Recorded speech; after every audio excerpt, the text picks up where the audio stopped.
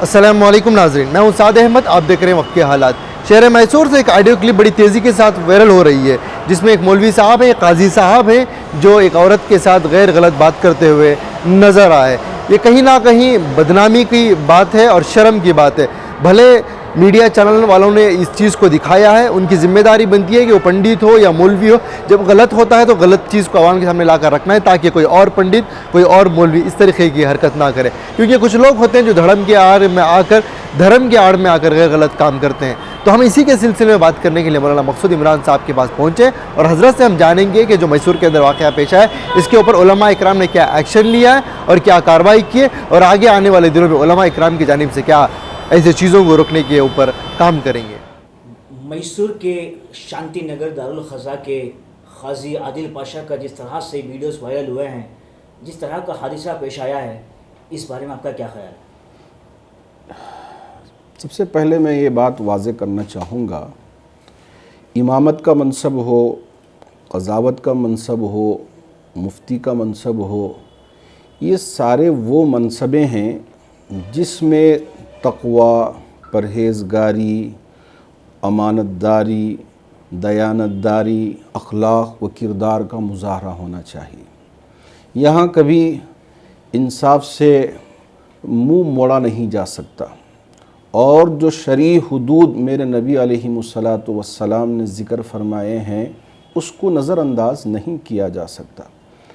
جو واقعہ اس وقت میسور کے شانتی نگر میں جو قاضی وہاں تھے، ان کا ایک پرسنل وہ ادارہ تھا، اس کے وہ قاضی رہے، اور اس کے بعد جس طرح کی آڈیو ویڈیو بنا کے وائرل ہوئی، مجھے بھی بڑی شرمندگی محسوس ہوئی۔ یا میرے اللہ، یہ کیا ہو رہا ہے؟ اس طرح کی حرکتیں قضاوت کے منصب پہ بیٹھ کر کرنا بالکل زیبا نہیں دیتا، بالکل نامناسب عمل ہے اور غیر شرعی عمل ہے۔ اس کی وجہ سے جب سے ہی یہ بات پھیلتی گئی تو میں نے وہاں کے حضرات علماء سے گفتگو کی، مشورے کیے، پھر اس کے بعد کیا ہوا کیا نہیں ہوا وہاں کے حضرات علماء نے مکمل طور پہ وضاحت کے ساتھ بیان کیا۔ جو ان کے بھائی صاحب ہیں، جو کارپوریٹر ہیں، تو انہوں نے بھی اس بات کی وضاحت کی کہ ہم کئی بھائی ہیں، ہمارے باپ بڑے نیک تھے، ہمارے بھائیوں کو انہوں نے حافظ قرآن بنایا، عالم خدمت کرنے کے لیے آگے بڑھنا چاہتے تھے، لیکن کیا کریں کہ ہمارے بھائی کی اس حرکتوں کی وجہ سے بڑی شرمندگی ہوئی، بڑی آر ہم کو محسوس اٹھانا پڑا۔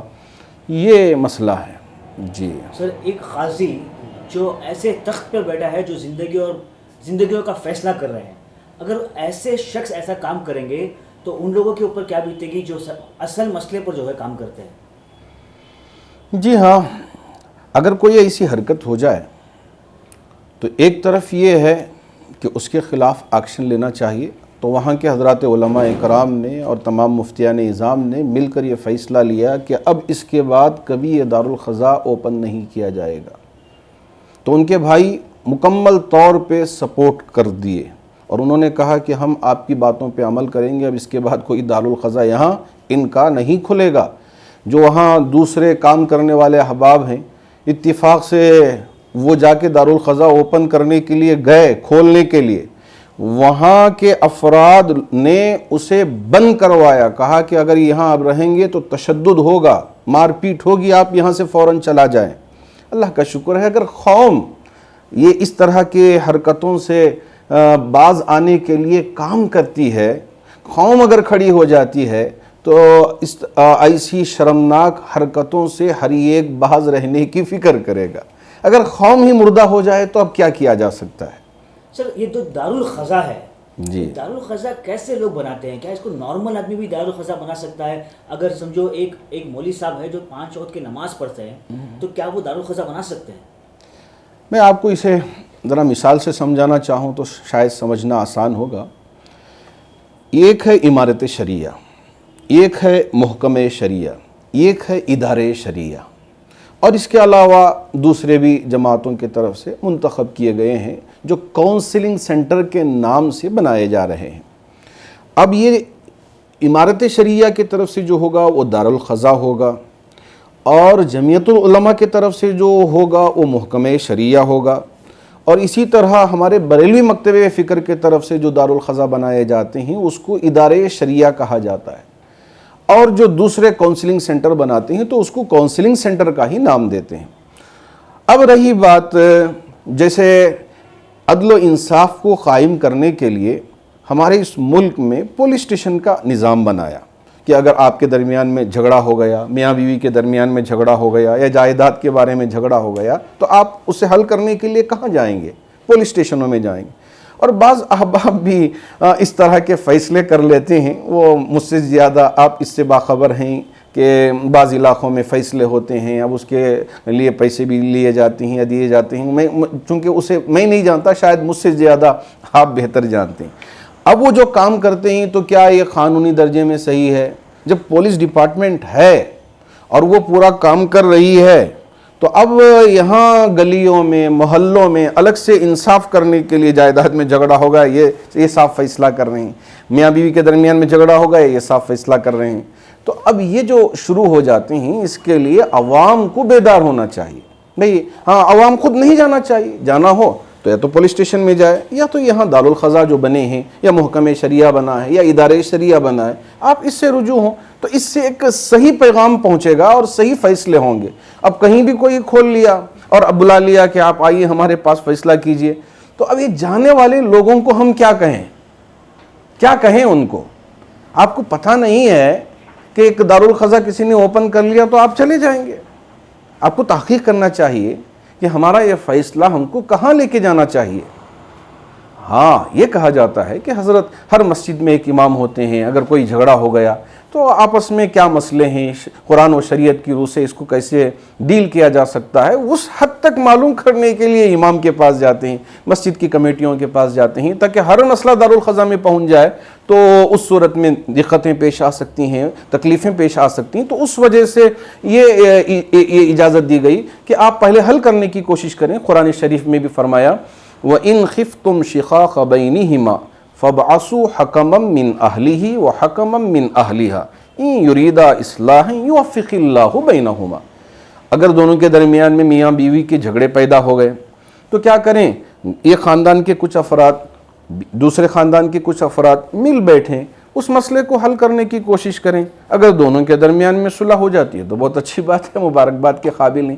اگر یہاں مسئلہ حل نہیں ہوتا تو جو پراپر دارالخزا بنے ہیں، محکمہ شریعہ بنا ہوا ہے، ادارے شریعہ بنا ہوا ہے، وہاں پہنچ کر لوگ اپنے فیصلے کروانا چاہیے اور اس کو عام کرنا چاہیے، ورنہ کوئی بھی بن گیا جو بھی چاہے حرکتیں کریں، مواخذہ نہیں ہوا تو یہ مناسب معلوم نہیں ہوتا۔ مولانا، جب 3 طلاق کا مدعا ابھرتا ہوا نظر آیا، اس موقع پر آل انڈیا مسلم پرسنل لا بورڈ کی بڑی میٹنگیں ہوئی جس میں یہ کہا گیا کہ یہ اپنا مسئلہ ہے، شریعت کا مسئلہ ہے، تو اس کے اوپر دارالخزا بنانا چاہیے۔ دارالخزا اس لیے بنانا چاہیے تاکہ قوم اور ملت کے لوگ جو ہے شریعت کی روشنی میں جو ہے اپنا انصاف طلب کریں۔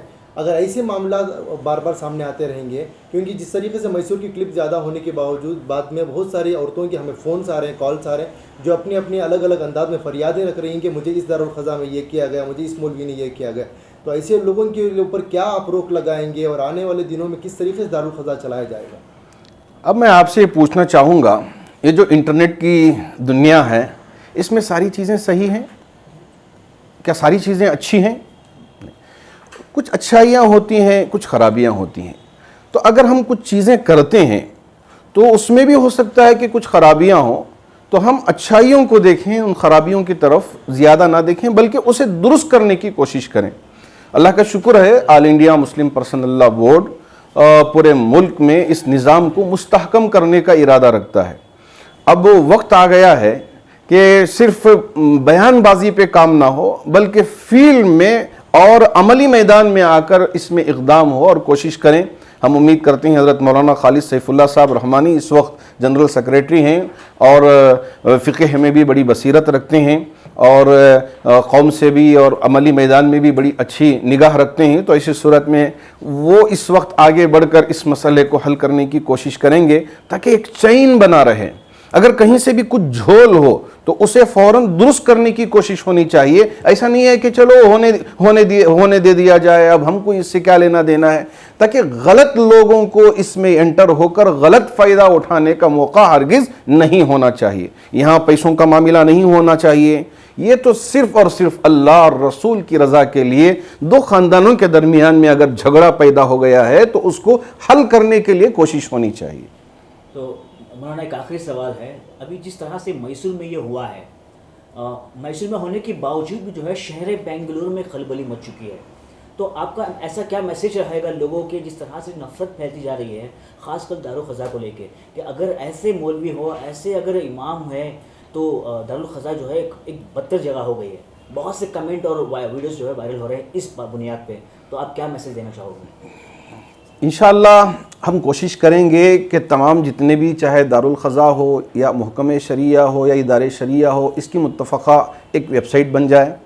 جن کے بھی کچھ پریشانیاں ہوں اس ویب سائٹ کے ذریعے سے معلومات حاصل کر کے وہاں پہنچیں اور اپنے مسائل کا حل تلاش کریں.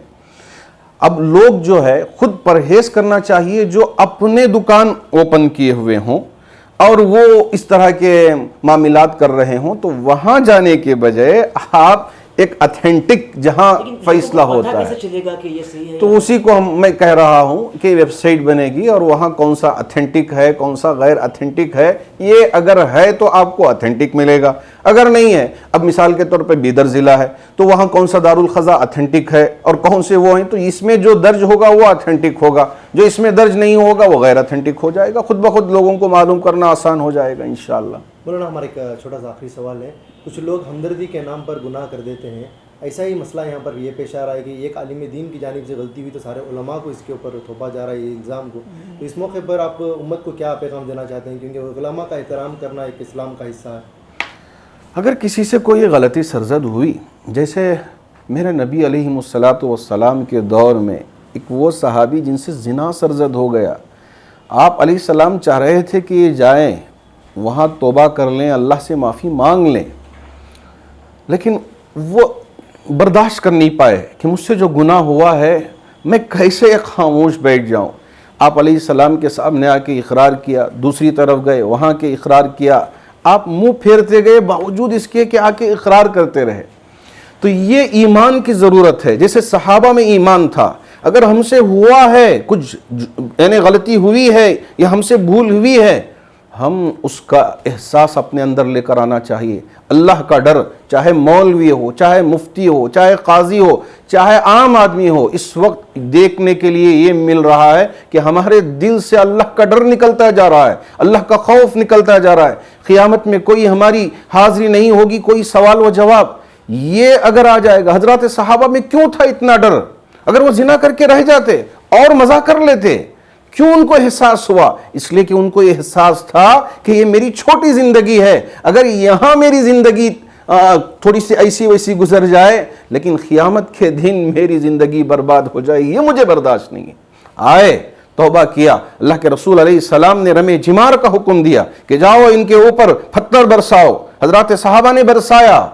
جی ہاں، صحابی نے ایسی توبہ کی تھی کہ ایک وہ کہ جن کے ہاتھ میں ایک اونٹ کی ہڈی مل گئی تھی، وہ اٹھا کے زور سے مارا، جس کی وجہ سے ان کے بدن پہ لگا اور خون کے فوارے نکلے. پاس میں رہنے والے کہنے لگے ارے یہ گنہگار شخص کا خون کی چھینٹیں ہمارے بدنوں پہ اڑ رہی ہیں، اس لیے ارے ہٹ جاؤ. جب یہ بات میرے نبی تک پہنچی تو آپ نے کیا کہا؟